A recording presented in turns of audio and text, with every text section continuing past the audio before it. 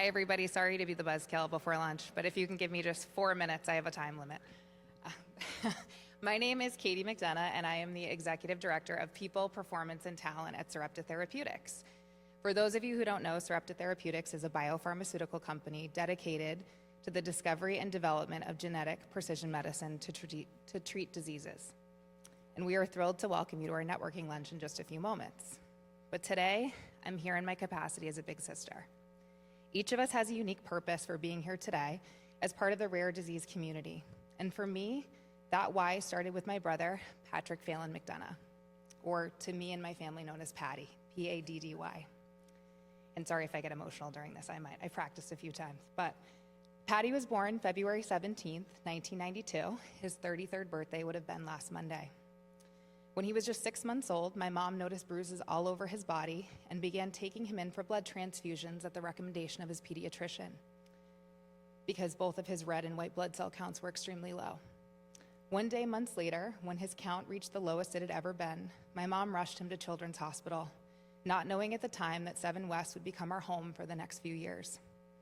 After 10 grueling months of pokes, prods, observations, numerous specialists, some of whom you've heard from today, I wish I would have known them back then, and many hugs from his Barney stuffed animal, Patty was diagnosed with acute myelofibrosis, a rare form of leukemia typically seen in the elderly. And at that time, Children's had only ever seen 10 other young children diagnosed with this, making his case even more extraordinary. Patty fought ferociously for the next 18 months while receiving chemo, undergoing bone marrow transplants, trips back and forth to the Ronald McDonald House. He never lost his smile, his hope, and never once complained about his treatment. It wasn't until the day that he passed in his final hours that he looked up at my mom and said, "Mommy, I think I'm really sick." Though Patty's life ended so young, with his passing at the age of 2.5, his legacy has had a profound impact. During Patty's fight, our small Seacoast, Maine community, I grew up in Wells, Maine, rallied around him, organizing bone marrow drives that added over 5,000 people to the National Bone Marrow Registry and resulted in more than 20 successful donations. Patty's story helped inspire many to come forward and help many in need, and instilled in me the deepest sense of community that I definitely feel in this room today. Even after his passing, Patty's spirit continued to inspire those around him, especially me. At his funeral, I will never forget my mom asking a packed house to remember Patty's story and lock a piece of him away in your heart, so that even on your hardest days, when you feel like you can't keep going or things get really hard, you're reminded of his resilience to fight and to keep charging forward.